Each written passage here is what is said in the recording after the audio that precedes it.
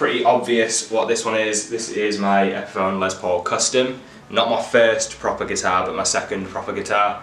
The first one was a Schecter Tempest Extreme, which to be fair was a pretty good starter guitar. But I upgraded onto this. I actually got it off eBay for 250 quid, which was an absolute bargain. I have put, well, this is several, maybe like 10 years ago now, put Seymour Duncan pickups in. They are the pair that Zacky Vengeance from Avenged Sevenfold used, because when I was a teenager growing up, I really liked Avenged Sevenfold, still do, not quite as much. But yeah, so I got his pickups. I got this guitar, because it was a bargain on eBay, but also when I was first learning guitar, my main influences were probably Zakk Wylde, Matt Heafy, and Bjorn from In Flames, all of which play Les Pauls. So it just seemed like the logical thing to do. Wrote most of the first Collapse of Colour EP on this. I think all of the songs except for 666. You know, it really did do a job, but when we were playing live and practicing in the rehearsal rooms, I just felt it didn't quite offer the speed on the neck that I wanted for metalcore. So I decided to move on from it. It is still a really nice guitar though. Recently put in some new locking tuners because I'm lazy and I don't like restringing without locking tuners. So who knows, maybe this will get used in the studio in the future. This, as you can tell, is a 7-string, it's an Ibanez, and I will read off the headstock because, you know, any guitar players will know that Ibanez do not name their guitars nicely. This is an RGIX 7FDLB, in a lovely Northern Lights burst they call it. I got this, I think, maybe a year or so ago.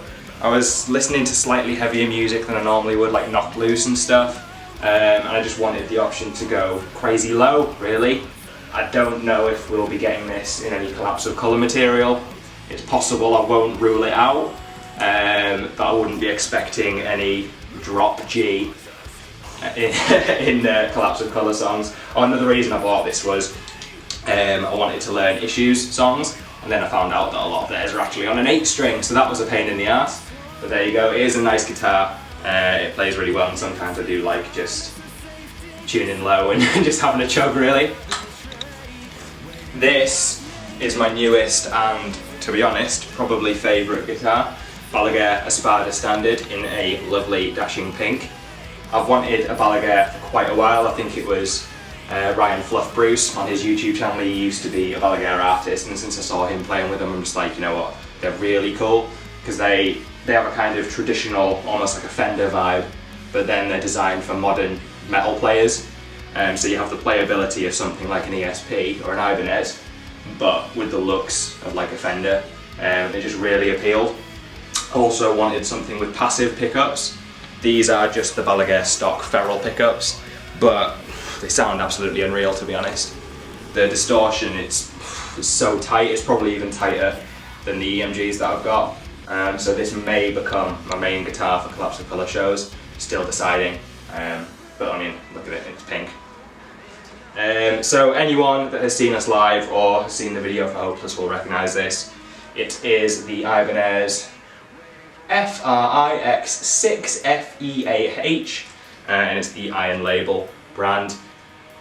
I have to be honest, like, when I was first starting electric guitar and started looking into gear more, I never thought I would be an Ibanez player. I just never liked the look of them. They always look too kind of shreddy and too super metal, you know, when you have like the shark fin inlays and stuff. They just never appealed. But when I saw this one, I just thought the look was so clean, and it had everything that I needed for what I wanted, because I did fancy the EMGs for the high distortion, high gain. Locking tuners, ideal. Would like a tone control, but you know what you're going to do. You've also got a kill switch, which is pretty handy because my rig can be quite loud, so when I'm not needing it, just turn it off. No inlays on the fretboard. Did take a while to get used to, but I think it just looks absolutely sick. I'm not going to go into the woods or anything with these guitars because, if I'm honest, I don't even look at that. A lot of it is just look at the price, look at how it looks, check out some reviews online, see how it sounds, and that will do me. So obviously we've got all my amps here. This is my gigging amp, Orange TH30 30-watt valve amp, and yes, I did get a custom orange case for it. Not sure what kind of drove me to Orange. I know a lot of modern metalcore players do use them, but they are more renowned for, I'd say, probably kind of stoner, sludgy metal. I just felt that they had more of a rawness to them than a PV or a Black Star or something like that. I also needed a guitar that could have a switcher between a clean and a dirty channel, because as any of you that know our music know, we do go from kind of high gain to sort of more ambient cleans quite regularly, and often like on the spot, and I'm often singing between those overlaps as well, so I needed something where I could literally just stomp one button and go from super heavy to super clean, and this amp can do that. You've not got many dials like a traditional amp, like you've got no mids, well sorry, you do for the cleans, you've got a treble and a bass, but you don't have a kind of a mid, a treble, a bass or anything for the dirty channel. You've just got volume, shape and gain. The shape does sort of change those frequencies, but again it's just, it's not in a numeric way. I just have it fully scooped to this way, which I think cuts out a lot of the mids. You can swap between 2 valves and 4. I always use it on 4, no real reason for that. Living in a flat, I can't really hook this up, so I can only use it at practice, and I don't really have the time to spend loads of time in the practice room dialing in the perfect tone for it, which is a shame. I would quite like to, but it seems to do me fine. I've had some compliments at gigs on my tone, so it must be doing the job. That's a pretty basic Marshall 2x12. To be honest, it was only bought because I needed it. There was a gig where I was told a cab would be provided, it didn't. So I kind of thought, oh heck, I better just go and get myself one, so I've always got it when I need it. Some of you will be giggling at the Line 6 Spider, but I won't have a bad word said against it. It is the perfect practice amp. I'd say probably 75% of our songs have been written on that. It's just 150 quid. You can sit in your bedroom, you can get good tone. I won't have anyone say that you can't. You've got all sorts of effects built in. A lot of the presets, it comes advertised with like, oh, tones created by Slipknot. A lot of them are bollocks. Like, they are really bad. But you can very easily dial in your own tones and just turn it on, good to go. So obviously this is my pedal board. I will start by saying cable management, not my forte. I know I need to improve that, but we will not be looking underneath there because it is an absolute horror show. Also, I will go through the chain, probably wrong, but it's working for me fine so far. So obviously guitar in to the tuner, because I was told that guitar should always go straight into the tuner so you can make sure it's nice and in tune. That then goes into the Digitech Whammy. Inspired to get this by Sean from While She Sleeps, which I know a lot of people were inspired to get this by him because he's probably the most prominent user of it in modern metalcore anyway. You can do all sorts of fun shit. I haven't quite got the hang of doing the harmonies with it, because you do really have to put some thought into that, but at the moment I kind of use it for if you want to like squeal upwards in pitch, like in the breakdown for Hopeless. There's a note where it just shoots up an octave or two, so that's really good for that. You can also do a shallow or a deep detune, which just kind of has almost a chorus effect. I've then got the Digitech drop pedal. This is more of a utility pedal than a fun pedal. Basically, in our live set we have some songs are in drop D, some are in drop C sharp, so that just allows me to detune half a step down, so I don't have to keep retuning between songs and whatnot. You can also drop it an octave, which is quite cool, but you can do the raw signal, so whatever tuning you're in, and an octave down. I'll show you that as well, because that adds a really cool, I don't even know what it's like, but it's just a really cool effect. You then just got a TC Electronic Spark Mini. The idea of that is just to get a little extra boost if my leads aren't quite cutting through when they need to. We then have all of this set up here. This is the Hot Tone Cybery. It's essentially a loop switcher, so I can switch between multiple combinations of pedals with one button press. It's actually controlled by an app and Bluetooth, so I go on the app on my phone, and I've obviously had to cable it up myself, but I tell the app, I want button 1 to be which combination of pedals, so that's really cool. So we'll quickly run through the pedals that are attached to that. I'll just go in order. This here is the Electro Harmonix Canyon. It's a delay pedal.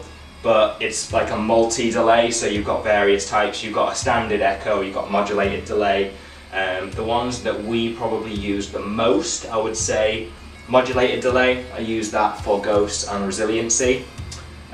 Reverse delay, which is a personal favourite of mine, that is prominently featured in Freefall, so you've got that to look forward to. And also the shimmer delay, which has a really sci-fi quality to it, which when we play the Webs We Weave live, I do the chords at the beginning with that. Next, it also has a tap tempo as well, so that's pretty handy. Next is my favourite pedal, hands down. It's even got a little drawing of Gandalf on it. The Earthquaker device is underneath. It is an ambient reverb pedal. So it's essentially a reverb pedal, but the reverb it adds a delay to it and it builds upon itself, and you have just some really magical sounds. This is the TC Electronic Vortex. It's a flange pedal.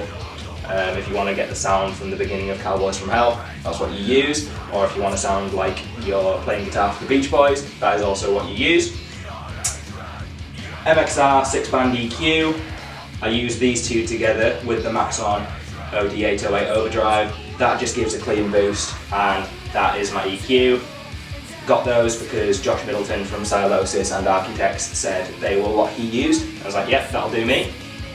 Noise suppressor, absolutely vital. If you've got quite a hot rig, you don't want to be doing sort of, chugs and stops and then having a little squeal between the notes, because it just sounds crap. So you shouldn't do that. This, it's a metronome. It's quite useful though, because for the songs with delay, I can just put the BPM in of the song and then use my tap tempo to try and get it as close as possible so that everything's tight. Battery, pretty standard. That is just the wireless receiver for my guitar.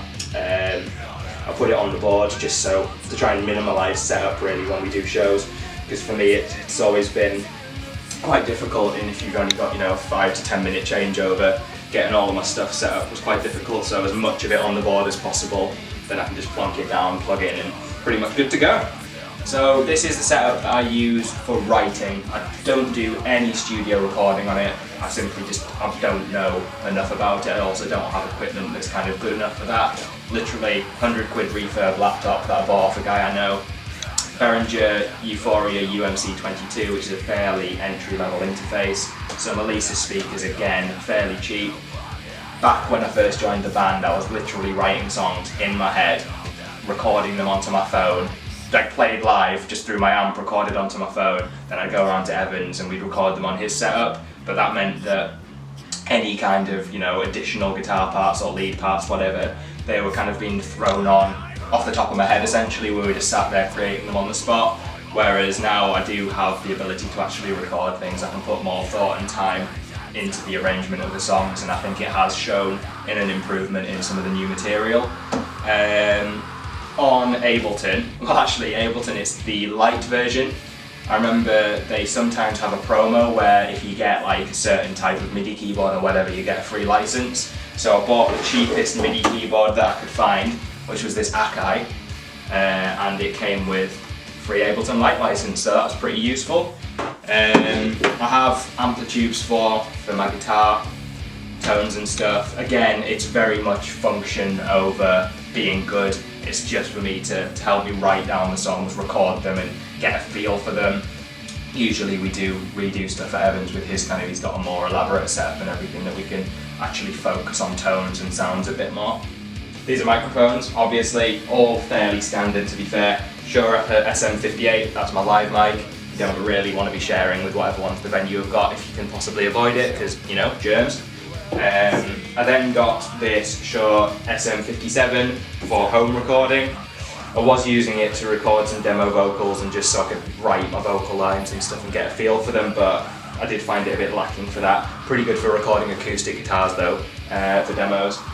But because of that I bought this recently. It's just a Rode NT1A condenser mic, just much better for recording vocals. Again though, this is all for demo. I wouldn't actually ever record something myself. I didn't trust myself to do that. So all proper recording we do at Evans and then send off to get mixed.